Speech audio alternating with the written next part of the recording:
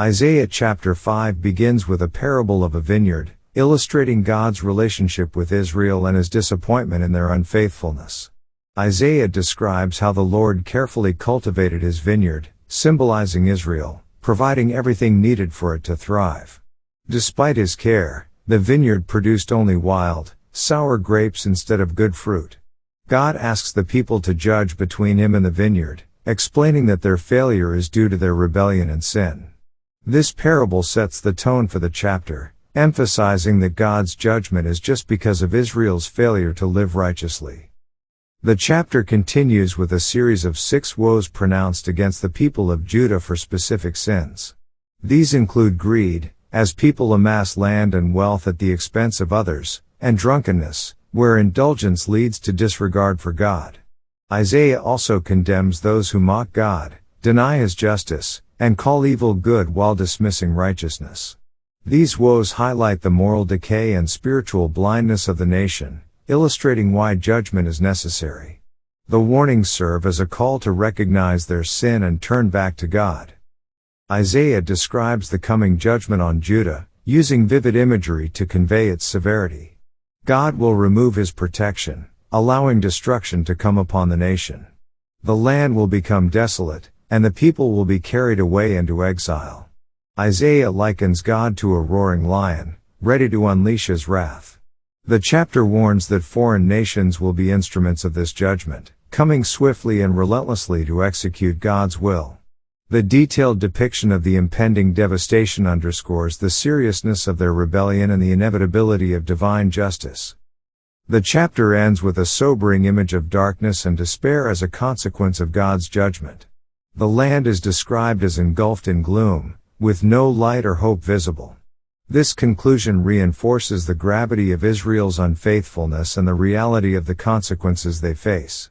However, it also sets the stage for future messages of hope and restoration, reminding readers that God's ultimate purpose is not destruction but redemption for those who turn back to him. Let's now read Isaiah chapter 5. Now will I sing to my well-beloved a song of my beloved touching his vineyard. My well-beloved hath a vineyard in a very fruitful hill. And he fenced it, and gathered out the stones thereof, and planted it with the choicest vine, and built a tower in the midst of it, and also made a winepress therein. And he looked that it should bring forth grapes, and it brought forth wild grapes. And now, O inhabitants of Jerusalem, and men of Judah, judge, I pray you, betwixt me and my vineyard. What could have been done more to my vineyard, that I have not done in it? Wherefore, when I looked that it should bring forth grapes, brought it forth wild grapes. And now go to, I will tell you what I will do to my vineyard. I will take away the hedge thereof, and it shall be eaten up, and break down the wall thereof, and it shall be trodden down. And I will lay it waste, it shall not be pruned, nor digged, but there shall come up briars and thorns. I will also command the clouds that they rain no rain upon it.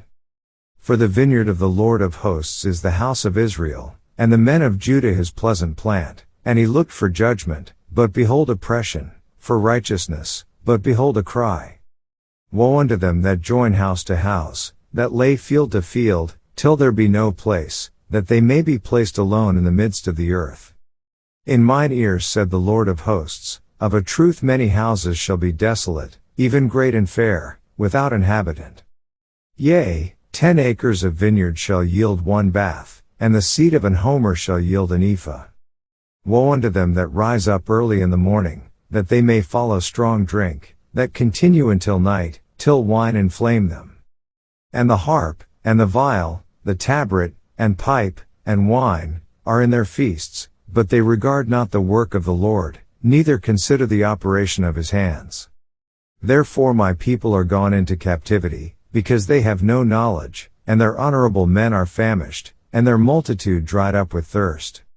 Therefore hell hath enlarged herself, and opened her mouth without measure, and their glory, and their multitude, and their pomp, and he that rejoiceth, shall descend into it. And the mean man shall be brought down, and the mighty man shall be humbled, and the eyes of the lofty shall be humbled. But the Lord of hosts shall be exalted in judgment, and God that is holy shall be sanctified in righteousness. Then shall the lambs feed after their manner, and the waste places of the fat ones shall strangers eat. Woe unto them that draw iniquity with cords of vanity, and sin as it were with a cart rope. That say, let him make speed, and hasten his work, that we may see it, and let the counsel of the Holy One of Israel draw nigh and come, that we may know it. Woe unto them that call evil good, and good evil, that put darkness for light, and light for darkness, that put bitter for sweet, and sweet for bitter. Woe unto them that are wise in their own eyes, and prudent in their own sight. Woe unto them that are mighty to drink wine, and men of strength to mingle strong drink, which justify the wicked for reward, and take away the righteousness of the righteous from him. Therefore as the fire devoureth the stubble, and the flame consumeth the chaff, so their root shall be as rottenness, and their blossom shall go up as dust, because they have cast away the law of the Lord of hosts, and despised the word of the Holy One of Israel. Therefore is the anger of the Lord kindled against his people, and he hath stretched forth his hand against them, and hath smitten them, and the hills did tremble, and their carcasses were torn in the midst of the streets. For all this his anger is not turned away, but his hand is stretched out still. And he will lift up an ensign to the nations from far, and will hiss unto them from the end of the earth, and, behold, they shall come with speed swiftly. None shall be weary nor stumble among them. None shall slumber nor sleep, neither shall the girdle of their loins be loosed, nor the latchet of their shoes be broken. Whose arrows are sharp, and all their bows bent, their horses' hoofs shall be counted like flint, and their wheels like a whirlwind.